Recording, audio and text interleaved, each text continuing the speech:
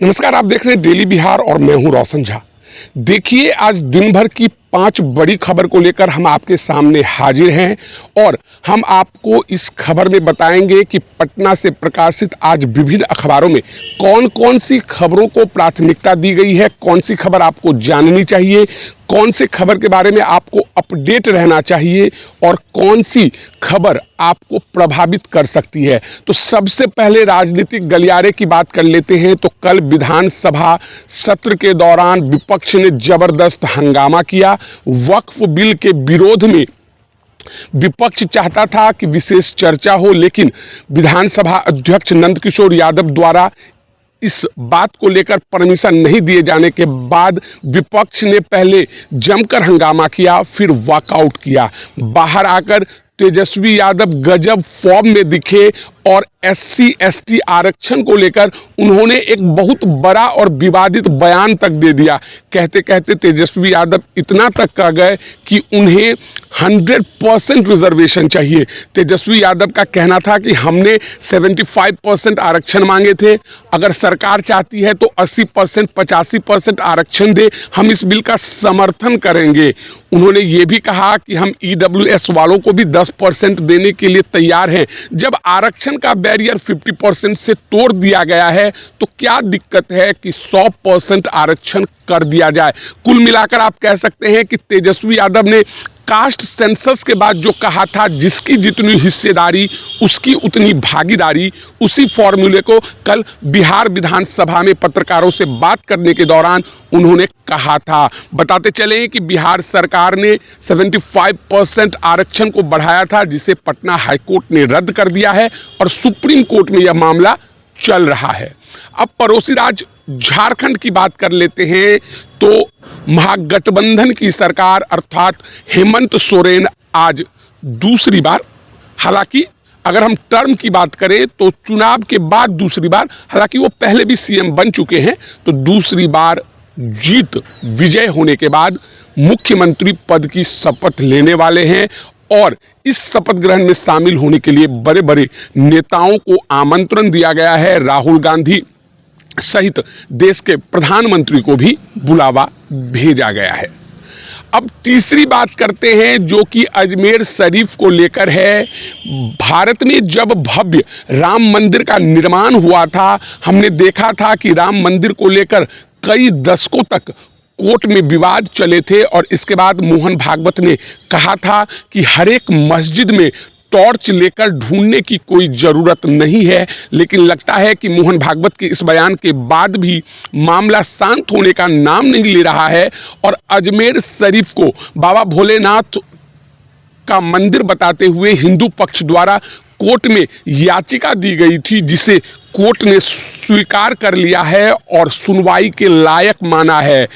हिंदू पक्ष का कहना है कि अजमेर शरीफ बाबा भोलेनाथ का मंदिर हुआ करता था, जिसे आताताइयों ने तोड़ दिया और उनके पास साक्ष्य सबूत उपलब्ध हैं। अब सुनवाई होगी। जिरह के दौरान यह देखना दिलचस्प होगा कि अजमेर शरीफ को अजमेर शरीफ रहने दिया जाता है या बाबा भोलेनाथ का मंदिर बताकर राम मंदिर की ही तरह भव्य मंदिर का निर्माण होता है। लेकिन इस सभी के दौरान आपको ध्यान देने की जरूरत होगी कि हम अगर कहीं ना कहीं किसी के जमीन प्लॉट पर खुदाई करेंगे तो कुछ न कुछ अवशेष जरूर मिलेंगे। जैसे जिस जगह मैं खड़ा हूं, अगर आप वहीं खुदाई करने लगे तो आपको या तो हिंदू पक्ष का अवशेष मिलेगा या मुसलमान पक्ष का मिल जाएगा या बौद्ध धर्म का अवशेष मिल जाएगा। अब अगली खबर की ओर आगे बढ़ते हैं। तो जमीन सर्वे को लेकर बिहार सरकार ने बड़ा फैसला किया है।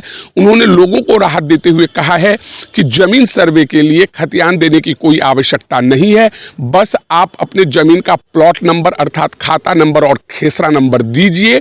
जमीन सर्वे अधिकारी उसकी जांच करने के बाद आपके नाम पर जमीन का सर्वे करेंगे। हालांकि गैर मजरूआ जमीन का सर्वे सरकार के नाम पे होगा। दखल अगर आपके पास है तो आप जमीन को जोत सकते हैं, लेकिन भविष्य में वह जमीन बिहार सरकार की है और जरूरत होने पर बिहार सरकार कभी भी उसको वापस ले सकती है।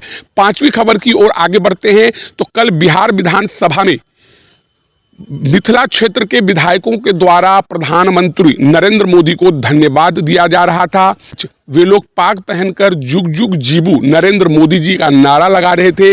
इसी बीच विधान परिषद की नेता प्रतिपक्ष और पूर्व मुख्यमंत्री राबड़ी देवी आती हैं। दिलीप जायसवाल से उनकी बातचीत होती है और इस बातचीत के बाद राबड़ी देवी पत्रकारों से बात करने के दौरान एक बड़ा बयान देती है। उन्होंने कहा कि मैथिली भाषा में संविधान को प्रकाशित किया गया है, इस बात को लेकर हम भी खुश हैं, लेकिन मिथिला राज्य बनना चाहिए। अब राबड़ी देवी ने ऐसे ही कह दिया या सच में वे चाहती हैं कि बिहार को तोड़कर मिथिला राज्य बनाया जाए? क्योंकि हम और आप जानते हैं कि जब झारखंड का आंदोलन चल रहा था, जब पृथक झारखंड का निर्माण हो रहा था, तो लालू यादव ने कहा था कि मेरी लाश पर झारखंड का निर्माण होगा, लेकिन केंद्र सरकार ने झारखंड को अलग राज्य बनाने का फैसला लिया और लालू यादव देखते रह गए। एक अंतिम खबर है जो कि आपको जानने की जरूरत है। कल सोशल मीडिया में बिहार के मुख्यमंत्री नीतीश कुमार का एक वीडियो जबरदस्त वायरल हो रहा है, जो महज 15 से 17 सेकंड का है। नीतीश कुमार बिहार विधानसभा में बैठे थे, चर्चा हो रही थी। इसी बीच नीतीश कुमार इशारों ही इशारों में तेजस्वी यादव को कुछ कहते हैं।